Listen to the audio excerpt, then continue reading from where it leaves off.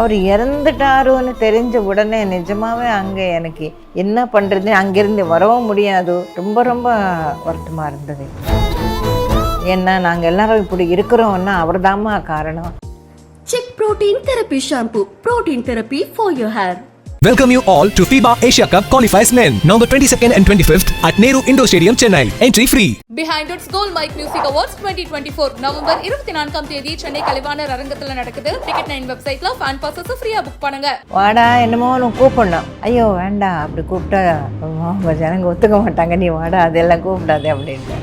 முதல்ல நான் அப்படி பேச மாட்டேன், நான் டிஸ்டன்ஸ் மெயின்டைன் பண்ணுவேன். எனக்கு பயம் முதல்ல. இல்லாத பொல்லாதது ஏதாவது பேசிட்டே இருப்பாங்க இல்லைங்களா. பாக்கி ஜனங்கள் எல்லாருமே பேசுவாங்க தவிர அது எதுவுமே கிடையாது. ரொம்ப சாஃப்டாக இருக்கும், எல்லாருக்கிட்ட ரொம்ப மரியாதையாக பேசும். பயம் பக்தியோடு தான் இருக்கும் செட்டில் மட்டும். வெளியேன்னு நம்மளுக்கு தெரியாது. பாரதிராஜா சார் டைரக்ஷன் இன்னும் கொஞ்சம் பயத்தோடு தான் இருப்பாவா. அவர் இறந்துட்டாருன்னு தெரிஞ்ச உடனே நிஜமாவே அங்கே எனக்கு என்ன பண்ணுறது, அங்கேருந்து வரவும் முடியாது. ரொம்ப ரொம்ப வருத்தமாக இருந்தது. யார் கேட்டாலும் இல்லைன்னு சொல்ல மாட்டார். ஏன்னா நாங்கள் எல்லாரும் இப்படி இருக்கிறோம்னா அவர் தாம்மா காரணம். அவர் ஹாஸ்பிட்டலில் இருக்கும்போது போய் பார்க்கணுன்னு இருந்துச்சு. இங்கே இருக்கும்போது போய் அவங்க பார்க்க விடுவாங்களோ இல்லையோ, அங்கே போன பிறகு முடியாது அப்படின்னு சொன்னால் நம்மளுக்கு நிறைய படம் பண்ணேன். ரொம்ப நல்லா ஒரு படம் முடிய போகுதுன்னா அவர் படத்தில் முடிகிற அன்னைக்கு டாப் டு பாட்டம் எல்லாருக்கும் துணி வாங்கி எல்லாருக்கும் கொடுத்தாரு. சில்க் மேமோட நடித்தவங்க வெகு சில பேர் மட்டும்தான். ஸோ அவங்களுடைய எக்ஸ்பீரியன்ஸ் எப்படி இருக்கும்? அவங்க செட்டில் எப்படி மேடம், அவங்க எப்படி பேசுவாங்க, எப்படி நடந்துக்கிற விதம், பழகிற விதம் எப்படி? அந்த பொண்ணு ரொம்ப நல்ல பொண்ணுங்க. எனக்கு தெரிஞ்சு நாங்கள் லக்ஷ்மி காலனியில் இருக்கும்போது பக்கத்து வீட்டுக்கு டைலாகு கற்றுக் கொடுப்பாராங்க. அதுக்கு வரும் அந்த பொண்ணு. வரும்போது ரொம்ப சாஃப்டாக ரொம்ப நல்லாயிருக்கும். எனக்கு அந்த படத்தில் நாங்கள் நாகர்கோயில் போகும்போது அங்கே கூட எங்கள் கூட ரொம்ப பழகினா அந்த பொண்ணு. நிறைய படங்களை பண்ணோம் நாங்கள் 2 பேரும். ரொம்ப சாஃப்டாக இருக்கும். அவ்வளோ நல்லா பொண்ணு. பாக்கி ஜனங்கள் எல்லாருமே பேசுவாங்க தவிர அது எதுவுமே கிடையாது. ரொம்ப சாஃப்டாக இருக்கும், எல்லாருக்கிட்ட ரொம்ப மரியாதையாக பேசும். அந்த மாதிரி எல்லாம் இருக்கும் அந்த பொண்ணு.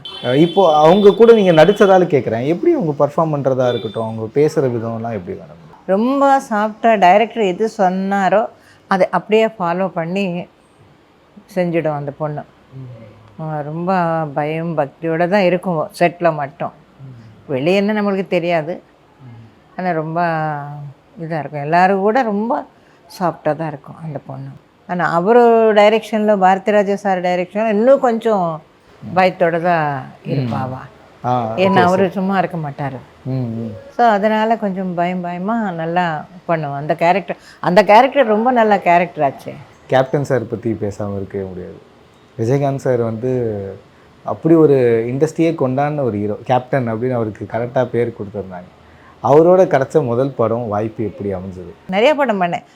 கிட்ட ஒரு 7-8 படம் பண்ணேன். சாரோட பண்ணியிருக்கேன். ஆனால் அவரை பற்றி சொல்கிறதுக்கு நமக்கு ரொம்ப நல்லா ஒரு படம் முடிஞ்ச உடனே எல்லாருக்கும் இவர் ஒரு நல்லா கிஃப்டாக கொடுக்கறது நான் அங்கே தான் பார்த்தேன். ஃபஸ்ட்டு தமிழ் இண்டஸ்ட்ரிக்கு வந்து ஒரு படம் முடிய போகுதுன்னா அவர் படத்தில் முடிகிற அன்னைக்கு அவர் டாப் டு பாட்டம் எல்லாருக்கும் துணி வாங்கி எல்லாருக்கும் ஆர்டிஸ்ட் அசிஸ்டண்ட்டிலிருந்து மேலே இருக்கிற வரைக்கும் எல்லாருக்கும் துணி வாங்கி கொடுத்தாரு. அப்போ தான் நான் பார்த்தேன், ஓஹோ இந்த மாதிரிலாம் பண்ணுவாங்க போல் இருக்கே அப்படின்னு. Captain sir. ஆமாம், கேப்டன் சார் எல்லாருக்குமே யார் கேட்டாலும் இல்லைன்னு சொல்ல மாட்டார். அந்த மாதிரி உதவி பண்ணிகிட்டே இருப்பார் அவர். அப்புறம் ஒரு நாள் ஏதோ நான் சீரியல் பண்ணிகிட்ருக்கேன். இந்த ப்ரொடக்ஷன் ஆளுங்க ஸ்வீட்டு கொண்டாந்து கொடுக்குறாங்க. என்னப்பா என்ன விசேஷம் அப்படின்னா, இன்றைக்கி கேப்டன் பிறந்த நாளம்மா, கேப்டன் சார் பிறந்த நாளம்மா. ஏன்னா நாங்கள் எல்லாரும் இப்படி இருக்கிறோம்னா அவர் தாம்மா காரணம்.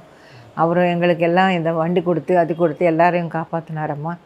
அவரும் நல்லா இருக்கணும்மா, அவரும் தான் காரணம். நாங்கள் இவ்வளோ சந்தோஷமாக எல்லாம் பண்ணுறோன்னா அதனால் அவர் பர்த்டே நாங்கள் கொண்டாடுறோம்மான்னு சொன்னாங்க. அது ரொம்ப சந்தோஷமாக இருக்கும் இல்லைங்களா. நம்மளுக்கு ஒரு ஆர்டிஸ்ட்டை பற்றி இவங்க எல்லாம் பேசும்போது அது ரொம்ப நல்லா. அவருடைய படங்களுக்கு போனால் ஒரு 2 சுட்டு வெயிட்டு போட்டுருவாங்க அப்படின்வாங்க. ஏன்னா சாப்பாடு ரொம்ப ஸ்பெஷலாக இருக்கும். எல்லாருமே நல்லா தான் பார்ப்பார் அவர். பாவம், இது பெரியவங்க சின்னவங்கன்னு இல்லை, எல்லாரும் நல்லா பார்ப்பார். அவரும் நல்லா பேசுவார். சாருடைய மறைவு செய்தி கேள்விப்பட்டு எவ்வளோ வருத்தமாக இருந்தது மேடம்? எப்படி இருந்தது உங்களுக்கு அந்த விஷயத்துக்கு? நான் இங்கே இல்லைங்க அப்போது. எனக்கு ரொம்ப கஷ்டமாக இருந்தது. ஐயோ அப்படின்னு.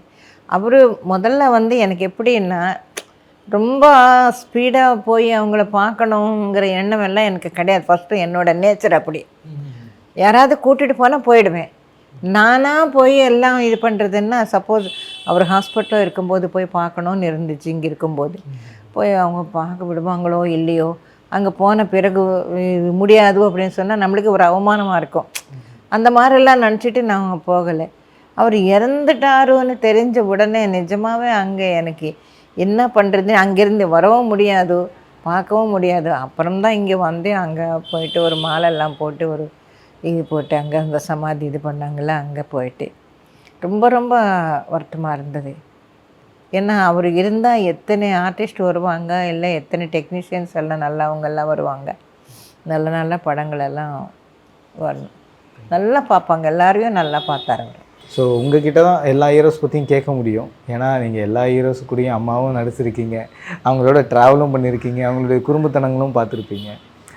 So Kamal sir, Rajini sir, Karthik sir, Vijayakanth சார்னு அப்போ இருக்கக்கூடிய டாப் ஸ்டார் எல்லாருமே நீங்கள் பார்த்துருப்பீங்க அவங்க வளர்ச்சியில். ஸோ எந்த ஹீரோ உங்களுக்கு வந்து எப்பவுமே துருத்துருன்னு இருப்பாங்கன்னா யாரை சொல்லுவீங்க?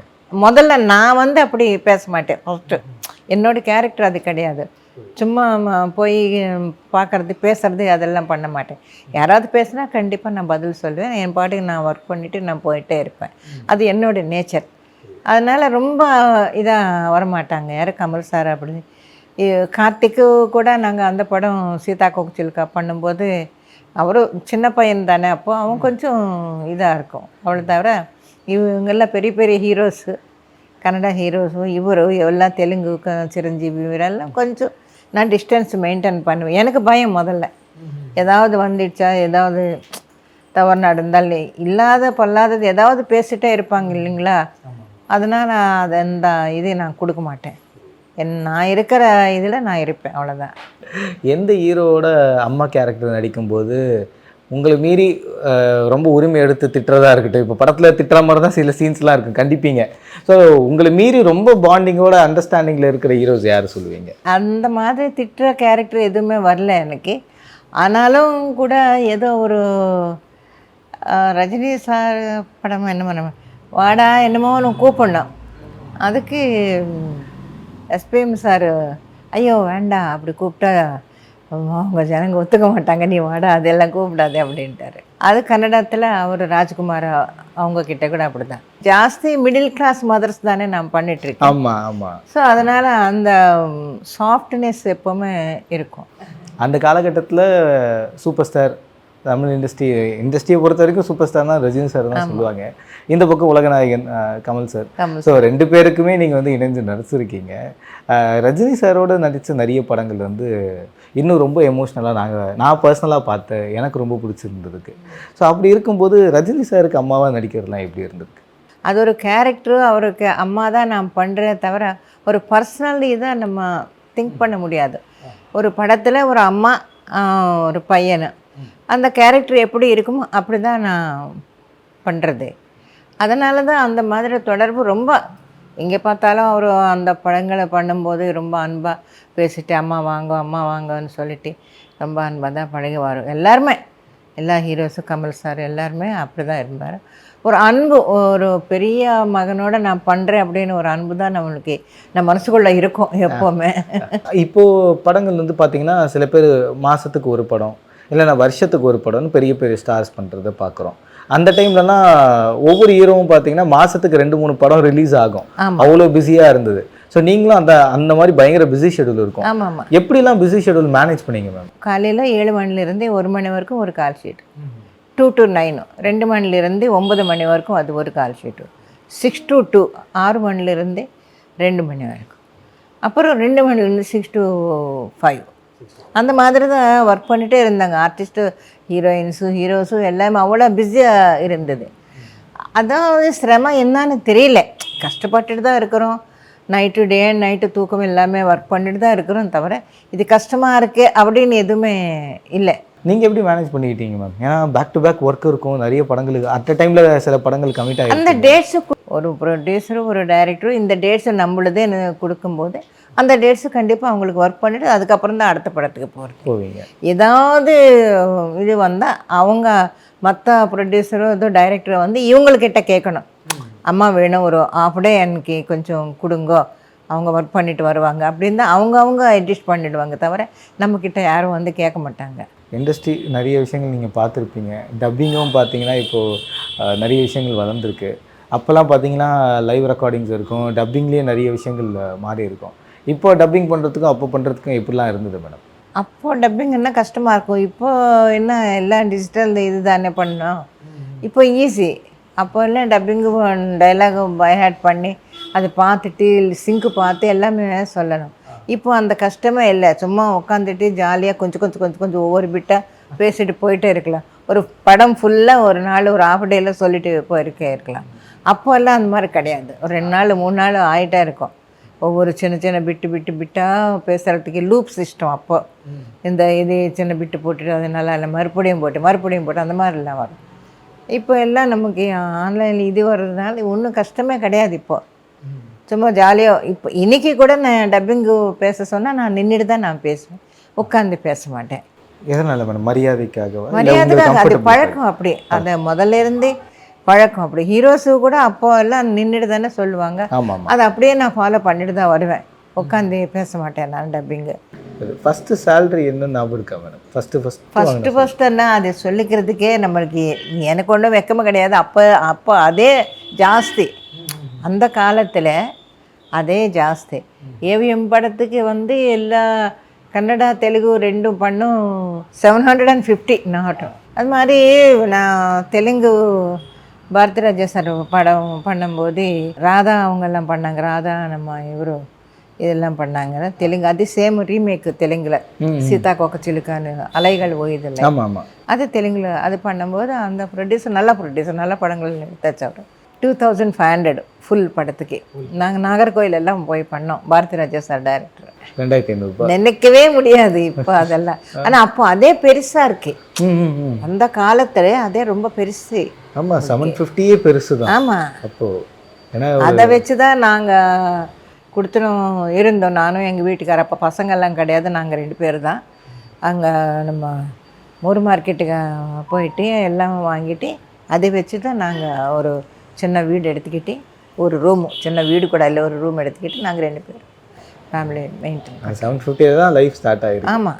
யார் பெரிய ஆட்கள் வந்து உங்களை வந்து பாராட்டினாங்க? நோட் பண்ணி நீங்கள் நடித்ததை பார்த்து நோட் பண்ணி சொல்லியிருப்பாங்களா? ஃபோன் பண்ணியோ இல்லை நேரில் வந்தோ அந்த மாதிரி கிடைச்ச உங்களுக்கு பிக்கெஸ்ட் அப்ரிசியேஷன் தான் என்ன மேம் சொல்லுவீங்க? இல்லை, சலங்கை ஒலி 100 days ஃபங்க்ஷனில் ஈவினிங் ஃபங்க்ஷனும் மார்னிங்கு படம் பார்க்கும்போது ராஜ் கபூர் அவர் சொன்னாரா கமல் சார்கிட்ட, வெர் இஸ் யுவர் மதர் அப்படின்னு. நான் இல்லை. அப்புறம் சாயந்தரம் வந்து ஃபங்க்ஷனுக்கு போகும்போது விஸ்வநாத் சார் சொன்னார், நீங்கள் கேட்டிங்களே மதர் இவங்க தான் அப்படின்னு அவருக்கு அறிமுகப்படுத்தினார். Okay okay. சலங்கை ஒலி ஃபங்க்ஷனில். அது நம்மளுக்கு ஒரு சந்தோஷம் தானே. அவங்க ஞாபகம் வச்சுக்கிட்டு யாரும் உங்கள் மதர் யாருன்னு அது கேட்கும்போது வேர் இஸ் யுவர் மதர்னு தான் கேட்டிருக்காங்க. அந்த மாதிரி இவங்க தான் நடிச்சிருக்காங்க அப்படின்னு சொல்லும்போது ரொம்ப சந்தோஷமாக இருக்குது. பல பிளாக் பஸ்டர், சில்வர் ஜூப்ளி அந்த மாதிரி கொண்டாடிய வசூல் சாதனை புரிஞ்ச நிறைய படங்கள் வந்து பார்க்குறோம். இப்போ வந்து ஒரு வாரம் சக்ஸஸ்ஃபுல்லாக ஒரு படம் முன்னாலே பிளாக் பஸ்டர்னு சொல்லக்கூடிய காலகட்டத்தில் 150 நாட்கள் 200 நாட்கள்லாம் திரையில படங்கள் நடிச்சிருக்கீங்க. அப்படி உங்களுக்கு ரொம்ப ஸ்பெஷலான ஒரு மூவினா என்ன சொல்லுவீங்க? ஒன்றுன்னு இல்லை, ரொம்ப ஸ்பெஷலாக இருக்கக்கூடிய ஒரு மூவி, அது எந்த லாங்குவேஜ் வேணால் இருக்கலாம். சலங்கை ஒலி ரொம்ப நல்லா, இன்னைக்கு கூட பார்த்தவங்க ரொம்ப பாராட்டுவாங்க. சலங்கை ஒலி பாரதி ராஜா சார் தெலுங்கு படம் சீதா கொக்கச்சிலுக்கா, அது மாதிரி எல்லாம் நிறைய படம், நிறைய டைரக்டர்ஸு, பெரிய பெரிய டைரக்டர்ஸு, பாலு மகேந்திர சார்கிட்ட பண்ணேன் நான். எல்லார்கிட்ட நான் ஒர்க் பண்ணும்போது அவங்கவுங்க ரொம்ப ஒரு அன்பாக ஒரு அம்மா மாதிரி பேசிட்டு பழகுவாங்க. தவிர அந்த மாதிரி துருதுருப்புன்னு யாருமே இல்லை. இவனும் சின்ன இருக்கிறவங்க கார்த்திக் மட்டும்தான் கொஞ்சம் இதாக இருப்பான் அந்த படத்தில்.